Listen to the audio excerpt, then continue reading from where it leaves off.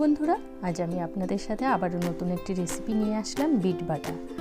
এই বিট বাটাটা হলো ঠাকুরবাড়ির স্পেশাল রান্না, তাই আপনাদের সাথেও শেয়ার করে নিলাম কিভাবে আমি এই ঠাকুরবাড়ির স্পেশাল রান্নাটা করেছি সেটাই। আর এই বিট বাটাটা গরম ভাতের সাথে থাকলে আর অন্য কোনো তরকারি প্রয়োজনই হয় না। এই বিট বাটাটা এতটাই সুস্বাদু হয়। আর এই বিট বাটাটা শেয়ার করার আগে প্রতিবারের মতো আবারও বলছি, যারা আমার চ্যানেলে নতুন আছেন প্লিজ আমার চ্যানেলটা সাবস্ক্রাইব করে পাশে থাকা বেল আইকনে ছোট্ট করে একটা ক্লিক করে দেবেন। তাহলে যখনই আমি আমার নতুন নতুন ভিডিও আপলোড দেব সবার আগে পৌঁছে যাবে আপনাদের কাছে। এবার তাহলে চলুন আপনাদের সাথে শেয়ার করি কিভাবে আমি এই বিট বাটাটা মানে ঠাকুরবাড়ির স্পেশাল বিট বাটা তৈরি করেছি। বিট বাটা তৈরি করার জন্য এখানে আমি কিছু গুঁড়া মশলা নিয়েছি, যেমন নিয়েছি কাঁচা লঙ্কা, অল্প কিছু 7-8 কোয়ার মতো রসুন খোসাটা ছাড়িয়ে নিয়েছি, 1 চা চামচ পোস্ত বাটা, আর নিয়েছি 1 চা চামচ সর্ষে বাটা, আর নিয়েছি বিটগুলোকে আমি সেদ্ধ করে নিয়েছি। এবার এই রসুন, কাঁচা লঙ্কা, পোস্ত, সর্ষে আর সেদ্ধ করে রাখা বিট এগুলোকে আমি বেটে নেব। আর এটা বাটাটায় আমাকে সাহায্য করছে আমার বৌমা, মানে আমার মেজো বাসরের ছেলের বউ। ও আমাকে এই বেটে দিয়েছে এই বিট বাটাটা। তাই এই যে দেখুন আমার বৌমা আমার সাথে গল্প করছে, আর আমরা বেশ গল্পের ছলে আনন্দে একদম হেসে খেলে এই বাটাটা আপনাদের সাথে নিয়ে এসেছি, কারণ ভালোবাসা থাকলে রান্নার মধ্যে খেতে খুব সুস্বাদু হয়।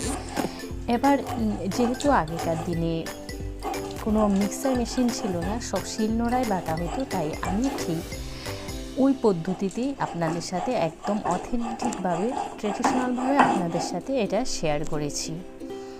তো আজকালকার দিনে তো সবার ঘরে শিলনোড়া থাকে না, তাই আপনারা এটা মিক্সার মেশিনও তৈরি করে নিতে পারেন, স্বাদে কোনো ফারাক হবে না।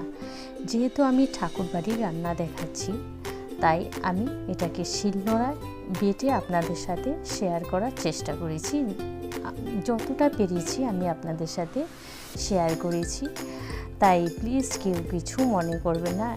আর আমার বৌমা এটাতে আমাকে খুব সাহায্য করেছে, ও বেটে দিয়েছে আর আমি ভিডিওটা করেছি, তাই আর কি। ও আর আমি গল্প করছি আর বেশ সুন্দর বাটাও হয়ে গেল।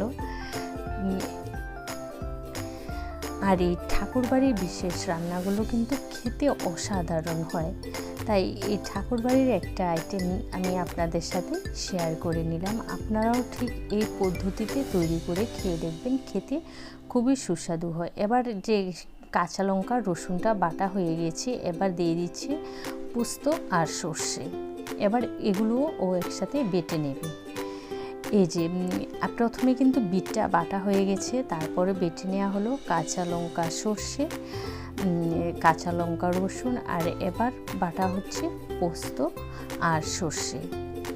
এবার এই সমস্তগুলো ভালো করে বেশ বেটে নিতে হবে। আর যেহেতু বিটটা সেদ্ধ করা ছিল খুব সহজেই বাটা হয়ে যায়। এই যে দেখুন গল্প করতে করতে বিটটা পুরোটাই বাটা হয়ে গেল। এবার আমি এটাকে কড়াতে ভেজে নেব। বিটটা ভেজে নেওয়ার জন্য একটা আমি কড়া বসিয়ে দিয়েছি, আর এখানে তেলটা গরম করে দিয়ে দিয়েছি কালো জিরা। কালো জিরাটা ফোড়ন হয়ে যাওয়ার পর এই যে বেটে রাখা বিটটাকে আমি দিয়ে দিচ্ছি গরম তেলের মধ্যে। অবশ্যই আঁচটা কমিয়ে নিতে হবে এই অবস্থায়। আর কিছুই এখানে আমি করব না, এখানে দিয়ে দেব একটু নুন আর স্বাদ বাড়ানোর জন্য সামান্য একটু চিনি, কারণ বিট কিন্তু এমনিতেই মিষ্টি হয়, তাই অল্প করে চিনিটা দিতে হবে। তবে আপনারা কে কেমন মিষ্টি খাবেন সেই হিসেবে দেবেন। আর এবার আর কিছুই করতে হবে না, কারণ এখানে আমি আর কোনো কিছুই ব্যবহার করব না, শুধু নেড়ে নামিয়ে নেব। আর এই সময়টা খুব তাড়াতাড়ি হয়ে যায়, জলটা শুকিয়ে গেলে হয়ে আসলে আমি নামিয়ে নেব। এই যে দেখুন আমার বিট বাটাটা পুরোপুরি তৈরি হয়ে গেছে, আমি নামিয়ে নিচ্ছি। ভিডিওটা বড় হচ্ছে তাই আমি একটু টেনে দিয়েছি। এই যে দেখুন তৈরি হয়ে গেল আমার বিট বাটা, ঠাকুরবাড়ির স্পেশাল বিট বাটা একদম তৈরি। আমার এই রেসিপিটা যদি ভালো লাগে ভিডিওতে একটা লাইক কমেন্ট করবেন, আর আত্মীয় স্বজন বন্ধুবান্ধব সবার সাথে বেশি বেশি করে শেয়ার করে দেবেন। আর নিত্য নতুন রেসিপি পেতে আমার চ্যানেলটা সাবস্ক্রাইব করে পাশে থাকা বেল আইকনে ক্লিক করে দেবেন, তাহলে যখনই আমি আমার নতুন নতুন ভিডিও আপলোড দেবো সবার আগে পৌঁছে যাবে আপনাদের কাছে। ভালো থাকুন, সুস্থ থাকুন। আবারও দেখা হবে নতুন কোনো ভিডিওর সাথে। ততক্ষণের জন্য টাটা।